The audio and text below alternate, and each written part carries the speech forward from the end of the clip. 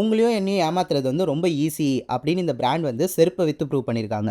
Loss ஏஞ்சல்ஸில் ஒரு பெரிய மாலில் ஒரு பாப்அப் லக்ஸரி ஸ்டோரை பில்ட் பண்ணி அதுக்கு பெலாசேன்னு பேர் வச்சு ஆல்ரெடி $30 வித்துட்டு இருந்த ஃபுட்வியர் ப்ராடக்ட்ஸை $700 லேபிள் பண்ணி 4-5 இன்ஃப்ளூயன்சர்ஸை கூப்பிட்டு இது ஒரு லக்ஸரி ஸ்டோர் அப்படின்னு பேச வச்சுருக்காங்க. மக்களும் இந்த செருப்பை நம்ம எங்கேயோ பார்த்த மாதிரி இருக்கே, ஆல்ரெடி இதை $30 வாங்கின ஞாபகம் இருக்கே அப்படின்ட்டு இல்லாமல் $700 அதை வாங்கி wow this look so premium, இது ரொம்ப குவாலிட்டியான மெட்டீரியல் வச்சு செஞ்ச மாதிரி இருக்குது அப்படின்னு ஃபீட்பேக் கொடுத்துட்டு போயிருக்காங்க. இதை செஞ்சது வந்து பேலஸ்னு ஒரு பட்ஜெட் ஃபுட்வியர் ரீட்டைல் கம்பெனி. ஏன் இதை செஞ்சாங்க அப்படின்னா அவங்க சேல்ஸ் வந்து டவுன் ஆகிட்டு இருந்திருக்கு.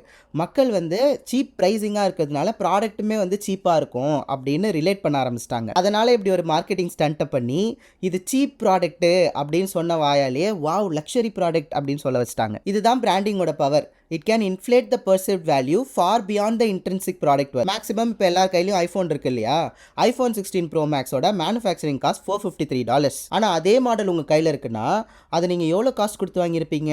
$1,199. $450 இங்கே இருக்குது, $1,600 இங்கே இருக்குது. ஆனாலும் எதுக்கு நீங்கள் $1,200 கொடுத்து வாங்கினீங்க? ஏன்னா ஐஃபோனை பொசிஷன் பண்ண விதம் அப்படி. அது ஒரு லக்ஸரி ப்ராடக்ட்னு பொசிஷன் பண்ணிட்டாங்க. டாடா நானோவையும் எம்ஜி கோமட்டையும் பக்கத்தில் பற்ற வச்சு பாருங்கள், ஒரே மாதிரி தான் இருக்கும்.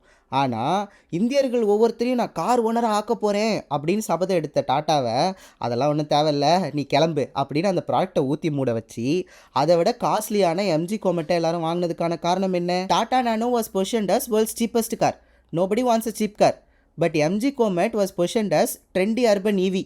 Everybody wants a trendy urban EV. So உங்கள் ப்ராடக்டை நீங்கள் என்ன சொல்லி எப்படி பேக்கேஜ் பண்ணி விற்கிறீங்கன்றது ரொம்ப ரொம்ப முக்கியம்.